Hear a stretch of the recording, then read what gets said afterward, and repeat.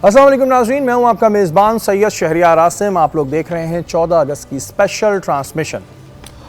पाकिस्तान 14 अगस्त 1947 को कायम हुआ और आज पाकिस्तान को कायम हुए 78 साल हो चुके हैं। इन 78 सालों में हमारी कौम ने बहुत सी चैलेंजेस का सामना किया।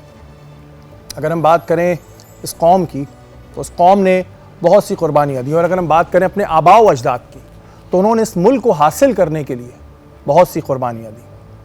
इसमें शायर क्या खूब कहता है कि इस वतन की मिट्टी में खून है शहीदों का, अर्ज़ पाक मरकज़ है कौम की उम्मीदों का। जब भी 14 अगस्त का दिन आता है पूरी पाकिस्तानी कौम इस दिन को बड़े जोशो खरोश से मनाती है, लेकिन इस दफ़ा का जोशो खरोश हम देख रहे हैं बहुत ज़्यादा है। इसकी बड़ी वजह यह है कि अभी हाल ही में इंडिया ने पाकिस्तान के ऊपर बुरी नज़र डाली, और जब बुरी नज़र डाली तो ना सिर्फ मुंह की खानी पड़ी बल्कि जाते जाते अपने 6 जहाज़ भी गिरवाने पड़ गए। अब हम देख रहे हैं कि अगर हुकूमती सतह पे देखें, आवाम की सतह पे देखें तो इस दिन को इस दफ़ा लोग जो हैं वो बड़े ही जोशो खरोश से मना रहे हैं, और इसकी एक बड़ी वजह यह है कि पाकिस्तान ने अभी इंडिया को शिकस्त दी। आज जो मेहमान हमारे साथ मौजूद हैं, अगर हम उनकी बात करते हैं तो वो अपनी अपनी फील्ड में इस मुल्क के लिए बहुत अच्छा काम कर रहे हैं। अपने मेहमानों से आपका तारुफ कराऊं, हमारे साथ मौजूद हैं यंग DSP हैं सैयद ताबिश अली शाह साहब, और आजकल जो मंशियात फ़रोश हैं जो नौजवान नस्ल को तबाह करते हैं उनके लिए एक खौफ की अलामत बने हुए हैं। अस्सलाम वालेकुम। वालेकुम सलाम। आपको खुशामदीद कहते हैं अपने शो में। Thank you. हमारी जो दूसरी मेहमान हैं मेंबर हैं सिंध असम्बली और तर्जुमान सिंध हुकूमत सुमेता अफजाल साहिबा। अभी इस दफ़ा हमने 14 अगस्त पे ये देखा कि सिंध हुकूमत ने बहुत सी एक्टिविटीज़ कराई और इन तमाम एक्टिविटीज़ में ये हमें पेश नज़र आई। अस्सलाम वालेकुम। अस्सलाम वालेकुम। आपको जश्न आज़ादी मुबारक। आपको भी बहुत बहुत मुबारक हो। और जो हमारे तीसरे मेहमान हैं मेरे बड़े फेवरेट हैं और उन्होंने पाकिस्तान के लिए बहुत सारे टाइटल्स हासिल किए हैं, और अभी हाल ही में इंडिया के एक प्लेयर को दूसरे ही राउंड में ऐसा नॉकआउट किया कि दिल खुश हो गया। हमारे साथ मौजूद है नादिर बलोच साहब। अस्सलाम वालेकुम नादिर। वालेकुम अस्सलाम। आपको भी खुशामदीद कहते हैं। आपको भी जश्न आज़ादी मुबारक। जश्न आज़ादी मुबारक। और ताबिश आप से शुरुआत करते हैं। ज़ाहिर है जैसे कि मैंने शुरुआत में भी कहा कि इस दफ़ा का जोश कुछ ज़्यादा ही है, लेकिन अगर हम बचपन की जानिब चलते हैं अभी तो माशाल्लाह ज़ाहिर है आप अपने तौर पे काम कर रहे हैं और बड़ों का भी जोश ख़त्म नहीं होता है, लेकिन ज़ाहिर है हमारी डिफरेंट जो है वो प्रायोरिटीज़ हो जाती हैं। बचपन में जश्न आज़ादी कैसे मनाया करते थे आप? कुछ याद है? कुछ पार्टिसिपेट किया करते थे? कुछ मिली नगमों में, कुछ डिबेट्स में, कुछ इस तरह की पार्टिसिपेशन होती थी आपकी?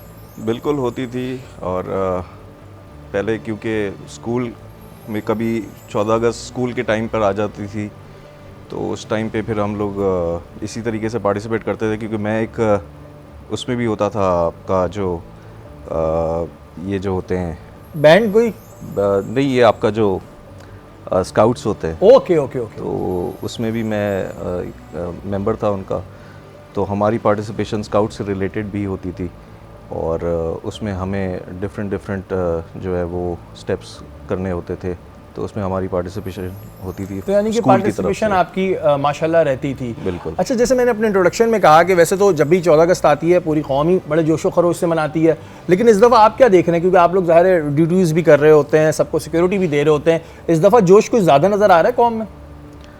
बिल्कुल, इस दफ़ा तो ज़्यादा जज्बा है when we compare it with the previous years.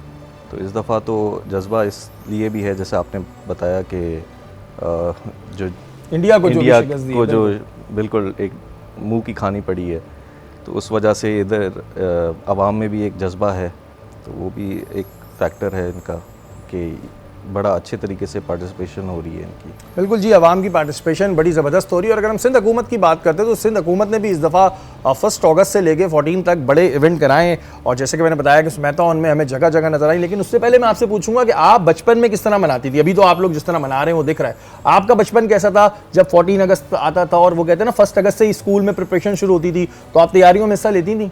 बिल्कुल, बचपन सबका, जैसे ताबिश बता रहे थे कि हम सब पार्टिसिपेट करते थे। उस वक्त स्कूल्स की छुट्टी नहीं होती थी, तो आपके स्कूल्स में जो है वो पार्टिसिपेशन बड़ा अरूज पे होता था। कॉन्सर्ट्स भी होते थे, स्किट्स भी होती थी, तो उसमें जो पार्टिसिपेशन होती थी वो तो लाजमी होती थी, और मैं उन बच्चों में से थी जो हर स्किट में पार्टिसिपेशन करते थे, गानों में भी और कॉन्सर्ट्स में भी या उसमें भी। मगर फिर हम लोग US शिफ्ट हो गए थे, और US में जब शिफ्ट हुए ना तो वो कॉन्सर्ट्स वहाँ पे बहुत बड़े होते थे कि पाकिस्तानी कम्युनिटी जो है वो 14 अगस्त पे वीकेंड्स पे जो है वो कोई ना कोई बड़ा इवेंट हो रहा होता था। उसमें जो है ना वो मुझे पाकिस्तान में जो है इस बार जो सिंध हुकूमत ने जिस तरह से आप जिक्र कर रहे थे अपने इंट्रोडक्शन में भी कि हमने जिस तरह से 1 से लेके 14 तक पूरे 14 दिन जो है, और उन 14 दिन में भी ऐसा नहीं था कि एक दिन में एक इवेंट हो रहा हो, एक दिन में मल्टीपल इवेंट्स हो रहे थे। मल्टीपल डिपार्टमेंट्स जो हैं वो मल्टीपल इवेंट्स कर रहे थे। अगर स्पोर्ट्स डिपार्टमेंट की मैं बात करूं तो उन्होंने 100+ इवेंट्स किए। 163 इवेंट्स जो हैं सिंध गवर्नमेंट ने पूरे सिंध में किए। कराची से लेकर कश्मीर तक इवेंट्स हुए हैं, मेगा इवेंट्स हुए हैं। कराची, हैदराबाद, सक्खर, मीरपुर ख़ास, लाड़काना, हर जगह हमारे इवेंट्स हुए हैं। मैंने तो डोंकी कार्ट भी बड़ा मज़े का एक इवेंट था, उसमें डोंकी रेस थी, उसमें पार्टिसिपेट किया। हमारे यहाँ बहुत बड़ा मुशायरा हुआ जिसमें पूरे पाकिस्तान से लोग आए। कॉन्सर्ट्स हुए हैं, कवालियाँ हुई हैं, मतलब दिस वाज और हर जगह जो है ना जो बेस्ट था ना वो था हर जगह हमारी जो सजावट हुई थी वो तो नॉर्मल जो ग्रीन एंड वाइट सजावट होती, मगर इस बार जो मज़ा आया ना वो 60 का जो रेट लिखा हुआ था ना। अच्छा, ये वैसे इंडिया को शिकस्त दी है, इस दफा जो जज्बा है वो ज्यादा इसी वजह से है, और क्या गवर्नमेंट ने भी इसी वजह से कहा कि जी इस दफा तो बस लगा देना? सेलिब्रेशन थी ना वो तो 14 अगस्त की सेलिब्रेशन, इंडिपेंडेंस डे की ऑलरेडी सेलिब्रेशन, जोश और जज्बा हमारे अंदर वैसे ही है, हर साल होता है। लेकिन इस बार देखिए पाकिस्तान नेवर वांटेड कि हम वॉर पे जाए। इस बार हमने अपनी पेशेंस को भी सेलिब्रेट किया है और हमने पूरी दुनिया को ये दिखाया है कि हम कभी भी वॉर नहीं चाहते थे। हमने आखिरी वक्त तक ये कहा है कि हम वो नेशन है जिसको वॉर नहीं चाहिए। हमने आखिरी वक्त तक कहा है कि let's sit, let's talk, let's sit. अब वो हमारी फ़ौज ने भी कहा, हमारे लीडरान जो कि पॉलिटिकल पार्टीज़ थी, वो कोई भी पॉलिटिकल पार्टी हो, मेरा ताल्लुक पीपल्स पार्टी से, पाकिस्तान पीपल्स पार्टी से, लेकिन दूसरी दीगर जमातें भी साथ बैठ के वन पेज पे थे हम लोग, और हम सब एज पाकिस्तान ये कह रहे थे कि पाकिस्तान से इज़ नो टू वॉर, हम बैठ के बात करते हैं, लेकिन ऐसा नहीं हुआ। और जो सबसे अच्छी चीज़ मुझे लगी कि वैसे चले पॉलिटिकल पार्टीज़ के आपस में इख्तलाफात होते हैं, लेकिन जब पाकिस्तान की बात आई तो सारी पार्टीज़ एक पेज पे थी, सारी पार्टीज़ भी ये बड़ी खुशी की बात है। और आपकी फ़ौज एक पेज पे थी, आपकी मीडिया एक पेज पे थी। आप लोगों को भी, जो आप मीडिया है, मैं आपके तवज्जो से, इस चैनल के तवज्जो से ये कहना चाहती हूँ कि आप लोगों ने जिस रिस्पॉन्सिबिलिटी से कवरेज की है, आपका चैनल, पाकिस्तान के जितने मीडिया चैनल्स हैं, आप सब लोगों को सलाम है कि आप लोग ने जिस रिस्पॉन्सिबिलिटी से कवरेज करी है, जिस सच्चाई से आप लोग ने, इसीलिए इसका नाम जो है ना मार्का हक रखा है, क्योंकि this is the battle of truth. हमने अपनी सच्चाई जो है, और सलाम है पाकिस्तान के बेटे बिलावल भुट्टो साहब को, जिनको पूरे पाकिस्तान के वो सफ़ीर बन के गए हैं और उन्होंने सच्चाई बयान की है हर प्लेटफॉर्म पे, and he is proven to be a true statement. और उनके ऊपर प्राइम मिनिस्टर साहब ने अपना ट्रस्ट रखा कि उन्होंने पूरे दुनिया में जाके बताया है कि पाकिस्तान का सच क्या है। पाकिस्तान इज़ अगेंस्ट टेररिज्म, हम विक्टिम्स रहे हैं टेररिज्म के। बिल्कुल जी, और ये जो बात जैसे कि इन्होंने की कि मीडिया ने भी अपनी एक रिस्पॉन्सिबिलिटी की, वहीं पे हम देखते हैं अगर भारतीय मीडिया की तो उन्हें अपनी ही कौम से मुंह की खानी पड़ी, और मुंह की खानी पड़ी की वजह ये थी कि उन्होंने ऐसी रिपोर्टिंग की थी कि हम भी कह रहे थे ये कहाँ हो रहा है और किधर हो रहा है। एक कार्टून नेटवर्क चल रहा था, हाँ बिल्कुल, वो और एक हमारी रिस्पॉन्सिबल पाकिस्तान की तो वो पूरी दुनिया नहीं देखा बहरहाल जी, और मजाक भी बना। नादिर, आपकी जानिब आएंगे, और जैसा कि मैंने अपने इंट्रोडक्शन में कहा था कि आपने जो इंडिया का प्लेयर था उसे सेकंड राउंड में नॉकआउट किया। वैसे आपने बहुत सारे टाइटल्स अपनी ज़िंदगी में जीते हैं, लेकिन वो लम्हा क्या था जब इंडियन बॉक्सर सामने आया, वो मैं चाह रहा हूँ थोड़ा आपसे जानना। जी बिल्कुल, मेरे साथ रिसेंटली मैं 2014 में कॉमनवेल्थ गेम में था, तो उसके साथ मेरे इंडिया के साथ फाइट थी। अनफॉर्चुनेटली मुझे दोनों आईब्रो में कट लगा था। जो फर्स्ट कट लगा था, जो मैंने भूटान को नॉकआउट किया था, उस टाइम मैंने उसको विन भी किया। तो दूसरा कट मुझे इंडिया के साथ लगा। मेडिकली तो डॉक्टर ने फाइट स्टॉप करवाया, मगर मैं रिंग से नहीं उतरा, क्योंकि मैंने उनको कहा कि मुझे सिर्फ इंडिया से हारना नहीं है, बाकी कोई मुझे जीते, ये हमारा है। बस मैं रुका था, तो काफ़ी ऑफिशियल्स वगैरह आए, मेरे कोचेज़ आए, उन्होंने बोला भाई यार टेक्निकली स्टॉप हुआ है, बेसिकली तो आप फाइट अच्छा खेल रहे थे, क्योंकि एल्बो जब कम्बिनेशन में लग जाता है तो वो स्पीड से कट निकलता है, तो दोनों आईब्रो से निकल रहे थे। काफ़ी टाइम बाद मैंने बहुत से मुझे चैलेंज आते थे इंडिया के, तो डायरेक्टली मैं एक्सेप्ट करता था। जितने भी इंडिया के चैलेंज आते थे डायरेक्ट एक्सेप्ट, मैं तैयार हूँ।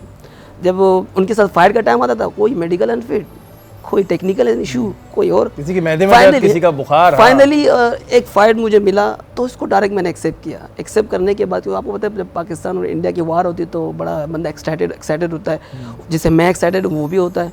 तो हम दोनों मुल्क एक दूसरे के आमने सामने प्रेशर था एक दूसरे का, और मीडिया के हमारे जितने भी स्पोर्ट के लवर्स हैं और हमारे दोस्त यार हैं वो सारे एक्साइटेड थे, भाई आपने इंडिया को नहीं छोड़ना है। अल्हम्दुलिल्लाह जैसे ही हमारा फेस ऑफ हुआ, नेक्स्ट में हमारा फाइट डन हुआ, तो दूसरे फर्स्ट राउंड में स्टार्टिंग में अच्छा पंचिंग उन्होंने किया तो मैं थोड़ा टेंशन में रहा, और इसके बाद मैंने कवर अटैक किया। कवर अटैक के बाद कॉन्फिडेंस से अल्हम्दुलिल्लाह उसको मैंने नॉकडाउन फर्स्ट राउंड में किया। सेकेंड राउंड में मैंने फुल नॉकआउट किया, वो उठने के काबिल नहीं रहा। उस टाइम तो समझ लो मेरे बाल के रोंगटे वो सारे खड़े हो गए थे, क्या फीलिंग। अच्छा नादिर, वैसे जब इंडिया पाकिस्तान का मैच होता है क्रिकेट का, उसमें चले हम वीक है मान लो, लेकिन बाकी चीज़ों में तो हम नहीं छोड़ते ना, चाहे हम अपनी अफवाज की बात करें, चाहे अपने बॉक्सर्स की बात करें। एक रात पहले कुछ होती है एक्साइटमेंट कह ले आप, एंजाइटी होती है यार, बेचैनी है, प्रेशर कुछ ज़्यादा ही है। एग्जैक्टली, जैसे आप तसव्वुर कर रहे हो कि यार इसके साथ अगर मैं इस तरफ खेल रहा हूँ, मेरा कहाँ स्टेमिना लॉस ना हो, कहीं उसका अटैक पंच मुझे ना लगे कि अगर मैं अटैक में जा रहा हूँ। तो आप क्या अपने जहन से आप सवाल भी पैदा कर रहे हो, उसके जवाब भी खुद दे रहे हो, उसके अपोनेंट भी चल रहे हो, उसके खिलाफ भी सारी चीज़ें आपके माइंड में चल रहा होता है। आखिर तक आप रिंग तक हो ना, वहाँ तक ये माइंड चल रहा होता है, यार ऐसे नहीं, ऐसे होना, ऐसे नहीं। नींद आ जाती है वैसे, क्योंकि हमें तो कभी कुछ ऐसी चीज़ होती है ना तो एंजाइटी के मारे नींद नहीं आती। ये आपने बड़ा ज़बरदस्त सवाल किया। ये जितने भी एथलीट है ना, मैं समझता हूँ जो इंटरनेशनल लेवल में जाते हैं वो एक्साइटेड की वजह से और उनके अपने जहन के सवालात की वजह से बहुत कम नींद आती है। जब तक वो रिंग तक ना पहुँचे, उसको अपने काम तक ना पहुँचे, वो कामयाबी तक ना पहुँचे, उसको नींद मुझे नहीं लगता कि मुकम्मल आएगी उसको, क्योंकि मैंने ये सारी चीज़ें फेस करता हूँ और अभी भी। आपने जिस प्लेयर को हराया था, गालिबन उसका नाम यादव, शबम यादव। हाँ, तो यादव से बाद में बात हुई थी, उसके बाद कुछ नहीं, अफसोस किया था? जी बिल्कुल। मेरे जब फाइट होने के बाद जाहिर सी बात है एथलीट हम लोग मिलते हैं, जो रिंग में होते हैं, तो उस टाइम तो कोई ना दोस्त है, ना भाई है, ना कुछ है, बस एज अ अपोनेंट ना। तो रिंग फाइट के बाद उनसे मेरी मुलाकात हुई, बोलते यार हम तो फाइटर है यार, ऐसे नहीं मारते किसी को। ऐसे नहीं मारते भाई, लेकिन फाइट हो रही थी यार, क्या करें हम, फाइट हो रही थी। और बड़ी खुशी होती है जब भी हम पाकिस्तान के लिए किसी को भी कुछ अच्छा काम करते देखते हैं। नादिर उनमें से एक हैं, बड़ी मेहनत से इन्होंने अपना ज़ाहिर करियर भी बनाया और पाकिस्तान के लिए बहुत सारे टाइटल्स दिए। ताबिश आपकी जानिब आऊँगा। अगर हम बात करते हैं पुलिस की, तो चाहे ईद हो, बकरीद हो, मुहर्रम हो, रमज़ान हो, जो भी पब्लिक हॉलीडेज़ भी आती हैं, उसमें पुलिस की कोई जिसे कहते हैं ना हॉलीडे होती नहीं है, क्योंकि आप लोगों ने सिक्योरिटी फराहम करनी है। तो कभी घर वालों की तरफ से प्रेशर आता है कि यार ज़िंदगी में कभी भाई हमारे साथ भी टाइम गुजार लो, मतलब जब से पुलिस में आए हो तब से भूल गए हो हमें, इस तरह की चीज़ें सुनते हैं आप घर में? इसको हम कहते हैं ताने, सुनते हैं कभी? नहीं, कोई घर वाले कुछ ऐसा प्रेशर नहीं है? नहीं, इस तरीके से नहीं करते, क्योंकि the first thing you need is an understanding wife. तो वो अगर आपको समझती है तो वो फिर बच्चों को भी उसी तरीके से समझाती भी है। और हमारी क्योंकि the nature of job we are going through, तो सिक्योरिटी ड्यूटीज़ होती हैं डिफरेंट। इनफैक्ट कभी भी कोई हॉलीडे आ जाती है तो हमारी डबल ड्यूटी लग जाती है। बिल्कुल ऐसा ही है। तो मैं नहीं समझता कि इसमें कोई मतलब डिप्रेस होने वाली बात है। अब आपने अगर ये यूनिफॉर्म पहना है तो उसको आपने फिर पूरे फ़राइज़ के साथ उसको आपने कैरी करना है और अपनी इंटेग्रिटी के साथ, और मोटिवेटेड रहना है आपने। अच्छा, ये तो देखें आपने अपनी एक मोटिवेशन बताई, अब आ जाते हैं थोड़ी भाभी की जानिब। आपने खुद ही पहले कह दिया, हाँ, अंडरस्टैंडिंग वाइफ। पहले तो हम ये अभी सुन के हैरत में हुए कि ताबिश की शादी हुई हुई है। तो ताबिश मुझे ये बताएं कि मतलब कभी बेगम की जानिब से कुछ नहीं हुआ कि भाई कुछ तो होगा, या आप छुपा रहेंगे यार ये बातें ना करूँ मैं, कुछ तो होता होगा बच्चों की जानिब से? या तो ताबिश को सिखा के भेजा, हाँ, या फिर ताबिश बहुत ही लकी है, बहुत ही लकी है कि कोई नहीं अंडरस्टैंडिंग कंप्लेन आई नहीं रही है। नहीं, कंप्लेन बिल्कुल भी नहीं आई। इनफैक्ट जैसा मैंने आपको शहरी पहले भी बताया था कि I used to work at a private bank. बिल्कुल, कमीशन करने से पहले मैं एक बैंकर था। तो उस टाइम पे भी जब बैंक की नौकरी होती थी तो आपको पता है 8 बजे से लेके 6 बजे तक बैंक की जो एक टाइमिंग्स होती है, कन्वेंशनल टाइमिंग होती है, वो आपने करनी होती है। उसके बाद I used to go to my university, तो उधर मैं MBA भी कर रहा था और साथ साथ मैं कमीशन की भी तैयारी कर रहा था। तो उस टाइम पे भी बच्चों को मतलब मेरा एक बेटा था, तो उस टाइम पे भी मैं टाइम नहीं दे पाता था। क्योंकि कमीशन की भी तैयारी करना और उसके साथ साथ फिर MBA भी, प्रोजेक्ट्स, असाइनमेंट्स और इस तरह के जो भी लेक्चर्स होते थे उनको। अच्छा ताबिश, जैसे कि आपने कहा कि आप बैंक में थे और उसके बाद फिर पुलिस, दोनों फील्ड बिल्कुल ही अलग हो जाती हैं और बैंकर्स ज़ाहिर शरीफ से लोग होते हैं, माशाल्लाह आप भी शरीफ हैं, लेकिन अभी जो आप काम कर रहे होते हैं, जैसे कि हमने आपका प्रोग्राम भी रिकॉर्ड किया कि मंशियात फरोशों के खिलाफ, ये खिलाफ, तो ये अंदर से था कि भाई ये करना है, या ये पुलिस में आने के बाद फिर हुआ कि नहीं अब मंशा, क्योंकि एक आदमी की नेचर होती है ना कुछ, तो आपकी नेचर शुरू से ऐसी थी या ये पुलिस में आने के बाद हो गई कि बस खैर है यार जो भी है देख पुलिस में ऑब्वियसली पुलिस में आने के बाद हुई, because there should be a certain line जिसमें आपकी एक एथिकल वैल्यूज़ होती हैं, आपकी मोरल वैल्यूज़ होती हैं, उसको आप कॉम्प्रोमाइज़ नहीं कर सकते। डेफिनेटली आपकी भी एक सर्टेन वैल्यूज़ होंगी, बिल्कुल मैडम की भी होंगी, एक सर्टेन मोरल वैल्यूज़ होंगी जिसको आप कॉम्प्रोमाइज़ नहीं कर सकते, भले वो कोई भी कहेगा आप उसको कॉम्प्रोमाइज़ नहीं कर सकते। इसी तरीके से मैंने भी अपनी एक सर्टेन लाइन बनाई हुई है कि मंशियात के ख़िलाफ़, मर्डर के ख़िलाफ़, रेप के ख़िलाफ़, गुटके मावे के ख़िलाफ़ और आपके ये गैंग वॉर जो भी क्रिमिनल एक्टिविटीज़ हैं, स्पेसिफिकली जो एक लाइन है जो आपका ब्रॉथल्स के ख़िलाफ़, आपकी बिल्कुल एक मतलब Zero ज़ीरो tolerance टॉलरेंस वाली होनी बात। चाहिए आपकी, और इस पे आप कॉम्प्रोमाइज़ नहीं करना चाहते, दैट्स इट, आप नहीं करो। तो ये चीज़ मेरी एक शुरू में ही मैंने एक अपनी ना एक लाइन बना ली थी कि इसको मैं कॉम्प्रोमाइज़ नहीं करूँगा, उसी को ही मैं कैरी करके चल रहा हूँ। अब मंशियात के ख़िलाफ़ अगर काम हो रहा है, डेफिनेटली मेरे जो सीनियर्स हैं और जो कॉम्पिटेंट अथॉरिटी है उन्होंने ज़रूर कुछ मुझ में देखा है, तो उन्होंने मुझे ये टास्क स्पेसिफिकली असाइन किया कि आप जो है वो इस तरफ आओ और इस पर काम करो। तो इसलिए फिर आपने भी देखा वो काम चल बिल्कुल रहा है जी, और हमने वो भी कर रहा है। काम देखा, और जो सबसे अच्छी चीज़ होती है वो ये होती है कि अमूमन अगर बात पुलिस पे हो रही होती है तो लोग अलग अलग तरह के परसेप्शन देते हैं, लेकिन ये भी पुलिस है जो काम कर रही होती है। और मैं हमेशा पहले भी कहता आया हूँ कि 24 घंटे अगर कोई डिपार्टमेंट काम करता है तो वो पुलिस है। तो बिल्कुल जो लोग अपने जहन में कुछ ऐसे इमेजेस रखते हैं कि नहीं जी ये हो जाता है, ये हो जाता है, उन तमाम चीज़ों को हटा के इस तरह भी सोचना चाहिए। सुमेता, आपकी जानिब आएंगे, जैसे कि आपने बताया कि जी सिंध गवर्नमेंट की तो एक्टिविटीज़ बड़ी चल रही हैं। नौजवानों को हम अगर ये कहें कि हम अपने नौजवानों की बात करते हैं तो अक्सर नज़र आता है कि जी बड़े दिल बर्दाश्ता हो जाते हैं। तो सिंध गवर्नमेंट कुछ ऐसे प्लान्स बना रही है आगे के लिए, कुछ इस तरह की चीज़ें हैं जिसमें जो हमारे नौजवान दिल बर्दाश्ता हो जाते हैं उनके लिए कोई मौक़े या उन्हें किस तरह मोटिवेट किया जाए, कुछ इस तरह के प्लान्स हैं? देखिए, वैसे तो मैं आपको बताऊं, हमारे जो यूथ है, सबसे पहले तो मोटिवेशन ये है कि हमारा जो चेयरमैन है पाकिस्तान पीपल्स पार्टी का, वो खुद एक यंग वो है, तो उसको देख के भी बड़ा मोटिवेशन, मैं भी मतलब बड़ा मोटिवेट होते हैं कि वो खुद इतना कुछ कर रहे हैं और कहाँ कहाँ किस प्लेटफॉर्म पे जाके उन्होंने पाकिस्तान की रहनुमाई करी है। एज ए फॉरेन मिनिस्टर अगर आप उनको देखें तो मतलब आपका पाकिस्तान को वो कहाँ से लेके FATF से हटाना, फिर कहाँ क्या क्या उन्होंने आपके लिए किया, हमारे मुल्क के लिए किया है, वो अलग से एक मोटिवेशन है। उसके अलावा देखें तो फिर the kind of work that he is doing Sindh में ही अगर हम देखें, हमारे बड़े अच्छे प्रोजेक्ट्स लॉन्च किए हैं उन्होंने। हमारा जो सिंध पीपल्स हाउसिंग है, मतलब मैं आपको बताऊं कि पहले मेरा ताल्लुक़ MQM से था। MPA जब मैं पहली बार बनी, बड़ा आसान होता है तनकीद करना, कि ये अच्छा नहीं हो रहा, सिंध गवर्नमेंट ये अच्छा नहीं कर रही, ये अच्छा नहीं कर रही। लेकिन जब आप पार्ट ऑफ द गवर्नमेंट बनी, मैं और part of the Peoples Party बनी, तो आप देख रहे होते कि कितने मेगा प्रोजेक्ट्स आप कर रहे हैं। मैं आपको अपने प्रोजेक्ट्स के बारे में बताऊं। अभी सिंध पीपल्स हाउसिंग प्रोजेक्ट आपको पता होगा कि हमने 21 लाख घर बनाए हैं, और वो उन लोगों के लिए घर बने हैं, मतलब मेरा तो इस एज में भी अपने नाम पे घर नहीं है एज ए फीमेल। नहीं, आपकी एज बहुत कम है, कोई ऐसी बात कम नहीं है। और मैं आपने ऐसे कह दिया इस एज में भी लोग समझेंगे पता नहीं कितनी नहीं, एज लेकिन है। देखिए मैं प्रिविलेज बैकग्राउंड से आती हूँ, मैं मिडिल क्लास से आती हूँ, लेकिन जॉब करती थी, पहले करती थी, अब मैं MPA भी हूँ, सब कुछ हूँ, अच्छा कमाती हूँ, ये सब करती हूँ, लेकिन फिर भी आजकल अपना घर बनाना इज़ नॉट, बहुत महंगा हो गया है, महंगाई है।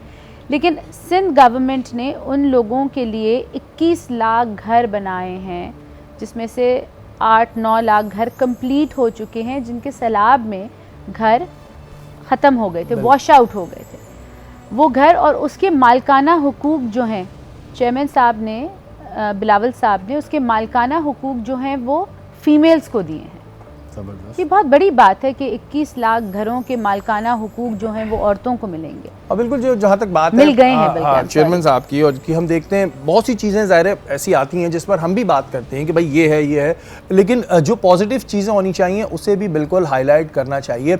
ये मैं अक्सर कहता इस वजह से भी हूँ कि ठीक है, नेगेटिव जो होता है उस पर बहुत सारी मीडिया भी आवाज़ उठाती है, हम भी आवाज़ उठाते हैं, लेकिन जो पॉजिटिव चीज़ें उन्हें भी दिखाना Highlight चाहिए। करना चाहिए। नादिर, आप मुझे ये बताइए कि जैसे कि आपसे इंडिया वाला तो हमने इंसिडेंट पूछ लिया कि भाई क्या हुआ था, कैसे हुआ था, ये बॉक्सिंग में आने का शौक़ कैसे हुआ? वैसे तो लियारी में ज़्यादातर जितने भी हैं हमारे बॉक्सर भाई हैं, तो किस तरह शौक़ हुआ और ज़ाहिर बड़ी मुश्किलात के बाद आप इस स्टेज तक पहुँचे?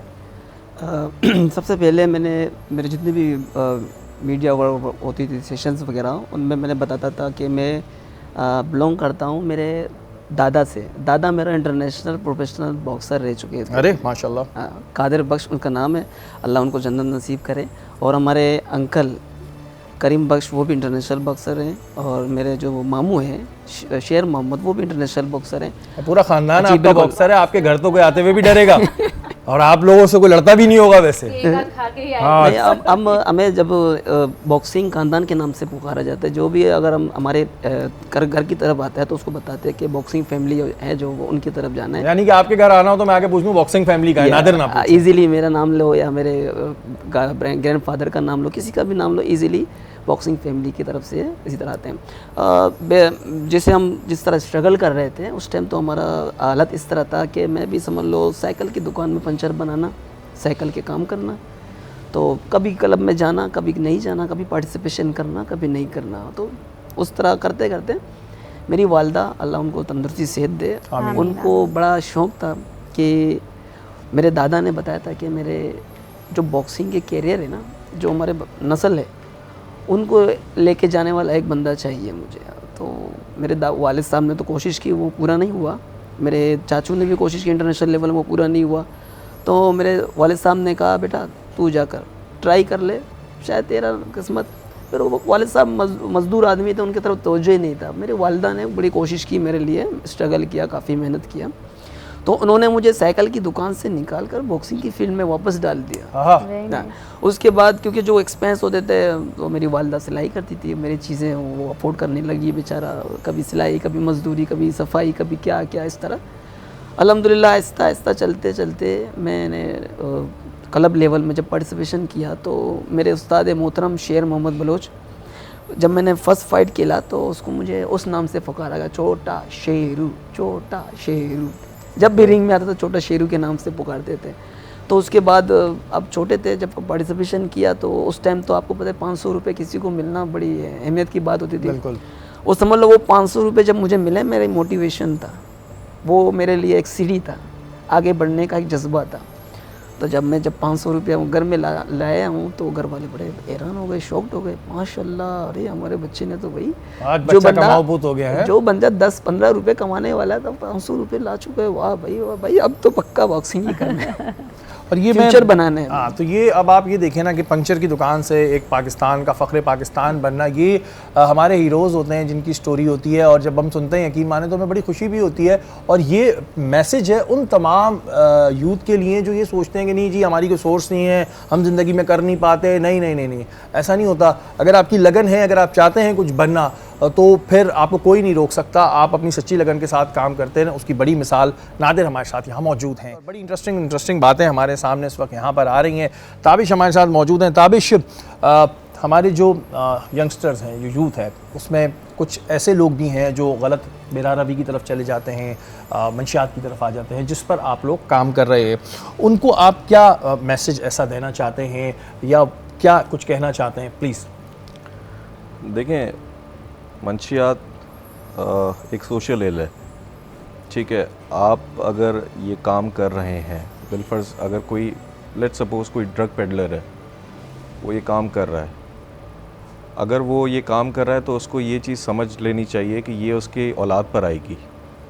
तो काफ़ी ऐसे हैं लोग जो ये नहीं सोचते हैं कि वो अगर मंशियात बेच रहे हैं या मंशियात से रिलेटेड कोई काम कर रहे हैं तो वो जी सिर्फ पैसा बना रहे हैं और उन पे कुछ आएगा नहीं।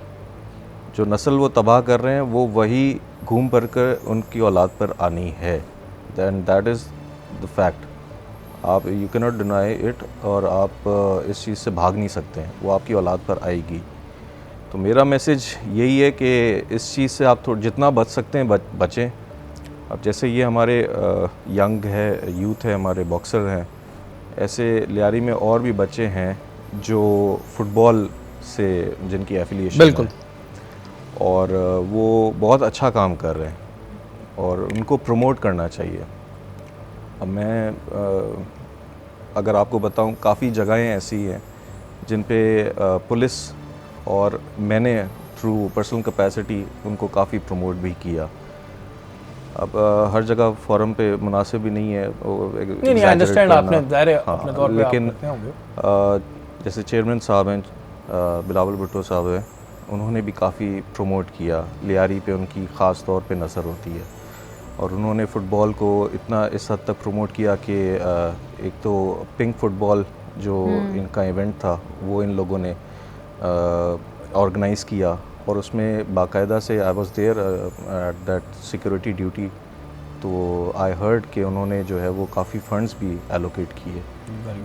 डेफिनेटली ये चीज़ें मैटर करती हैं जब आप देखते हैं कि आवाम को अगर आप इस तरफ लेकर आते हैं तो फिर वो इस मंशियात का जो एक सोशल इल है उससे फिर हम बच सर डेफिनेटली healthy जब activities एक्टिविटीज़ हो रही हेल्दी होती हैं। एक्टिविटीज़ होती हैं तो ये बड़ी ज़बरदस्त चीज़ होती है। अच्छा, एक सवाल का मुझे जवाब दें, पहले जो आपके पास थाने थे और अब जो थाने, ये कराची के जितने इस तरह के थाने आपको क्यों दिए जाते हैं, क्या वजह है भाई? सबसे खतरनाक थानों में क्यों ड्यूटी करते हैं आप?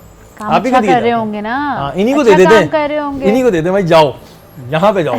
हाँ, नहीं मैं क्योंकि आपका एक बैच है पूरा, मैं ज़ाहिर है सभी को जानता हूँ, तो वो ज़रा अच्छी ठंडी ठंडी जगहों पे काम कर रहे हैं, आपको ऐसी हीट वाली जगहों पे क्यों भेजते हैं भाई?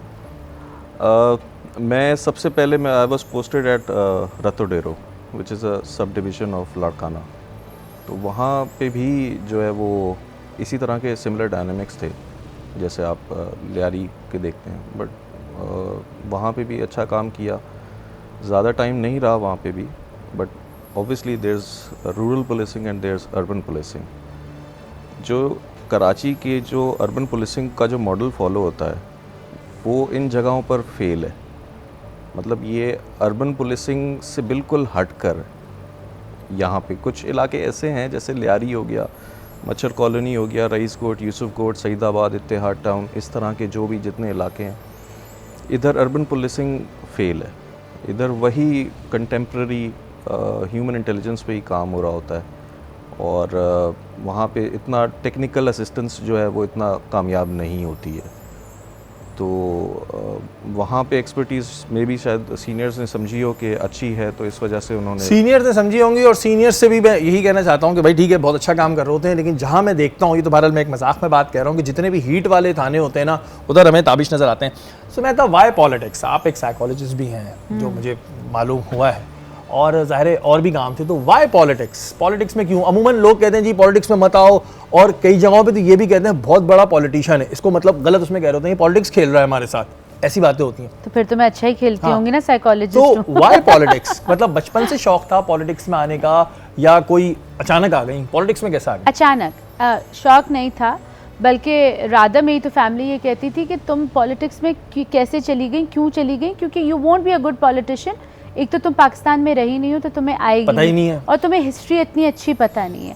मगर मैं क्योंकि एक अच्छी स्टूडेंट थी, मैं मैग्ना cum laude ग्रेजुएट हुई थी यूएस में, तो टॉप 10% ऑफ माई क्लास, तो वो कहते थे चल पढ़ के सीख ही लेगी।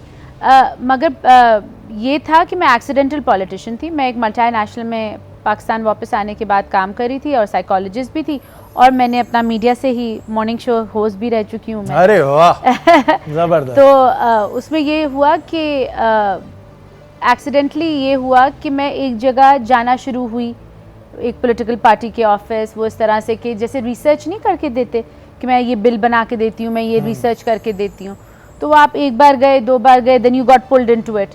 तो इस तरह से वो हुआ कि अच्छा तुम ये काम करके दे दो, ये करके दे दो, हमें रिसर्च करके दे दो, ये हो गया। फिर उन्होंने पुल इन करते गए करते गए करते गए, एक दिन टिकट मिल गया और इस तरह से हो गया। तो फिर बस वो तो घर वालों को लगा शौक, घर वालों को लगा टिकट मिला है, जीतेगी थोड़ी। हाँ, ये एक तो घर वालों को पता नहीं हमसे उम्मीदें क्यों नहीं घर होती वालों हैं। को लगा टिकट मिल गया, फिर एक टिकट नहीं मिला, दो मिल गए, तीन मिल गए, जाके इधर से भी लड़ लो, इधर से भी लड़ लो, इधर से भी लड़ लो, उन्होंने फिर मुझे समझाया बैठ के ना, माय फादर, अम्मी तो अब नहीं रहे मेरी, लेकिन अम्मी को पॉलिटिक्स का बहुत शौक था। अच्छा, कहीं ना कहीं से कहीं कुछ ना था। कहीं वो था सपोर्ट, मुझे मेरे अब्बा ने, फादर ने, मदर ने, भाई ने, सबने सपोर्ट बहुत किया इस उसमें कि बेचारी जीतेगी भी नहीं, कुछ होगा भी नहीं, मायूस बाद ना में हो रो रही होगी जाए। घर में। हाँ, रो रही होगी। एंड मैं तो यंगेस्ट एमपी ऑफ पाकिस्तान थी ना, मैं तो 25 साल की उसमें एमपी बनी। माशाल्लाह। तो उसमें ये था कि मायूस हो जाएगी, कहीं वापस अमेरिका भागने का वो ना कर दे कि मैं तो अब हार भी गई हूँ, लोग मेरे बारे में क्या कहेंगे, मैं जा रही हूँ वापस। तो उन्होंने बोला कि कोई बात नहीं, हम सपोर्ट कर रहे हैं, लोग कोई नहीं तो हम ही वोट डालेंगे, हम वोट डालेंगे, तुम्हें कुछ नहीं होगा ऐसे।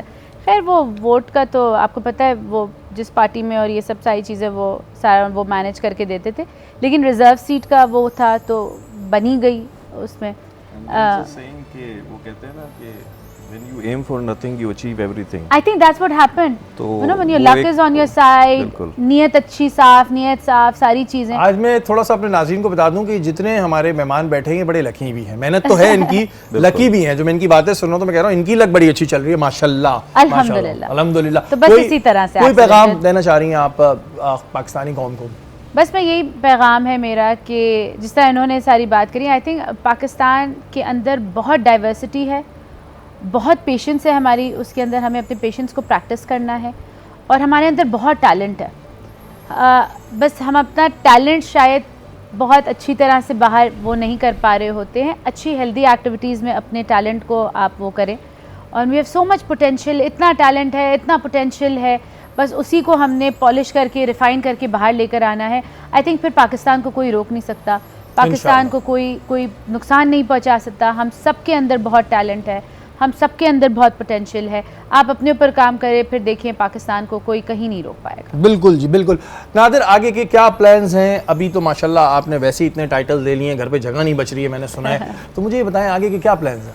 आगे के प्लान्स ये है कि मुझे तो काफ़ी लोग कह रहे हैं कि यार उस्ताद अब बस करें, रिटायरमेंट ले लें। तो मूवी की ऑफर तो नहीं कर रहा क्या मूवी में आ जाओ? नहीं, बायो बन सकती है, बायो तो बनेगी, लेकिन मूवी में को क्या है, हीरो मूवी का तो हमारे यहाँ मेरा क्या डॉक्यूमेंट्री फिल्म्स वगैरह बनाए, 2-3 फिल्म्स मैंने की है। इसके बाद में मैंने टाइम वेस्ट हो रहा था बिला वजह, उसमें एक्सरसाइज से दूर हो रहा था। तो आपको पता है हम एक्सरसाइज के आदी हो चुके हैं, तो बचपन से करते हुए आ रहे हैं। जैसे हम स्पोर्ट के जितने आदी हैं तो हमें नहीं मिलता, हमारे जिस्म में अपना एक बरबराहट की फील होती है। जब हम वर्कआउट करने लगते हैं, स्वेट वेस्ट करते हैं, तो बिल्कुल इजी फील करते हैं, और जैसे हमारा माइंड सेट अल्लाह हम सबको ये तौफीक दे, आमीन आमीन। आमीन। आगे के प्लान आगे के इंशाल्लाह मेरा नेक्स्ट फाइट की तैयारी है, और जैसे कंफर्मेशन हो जाएगा इंशाल्लाह फिर मैं पाकिस्तान को रिप्रेजेंट करूंगा और पाकिस्तान का नाम रोशन करूंगा। और मैं अपने साथ काफ़ी बच्चे तैयार कर चुका हूँ और नेशनल और इंटरनेशनल लेवल में पार्टिसिपेट कर रहे हैं। और इसके अलावा भी मेरे फाइट होने वाले लड़कों के भी वो भी पार्टिसिपेट कर रहे हैं।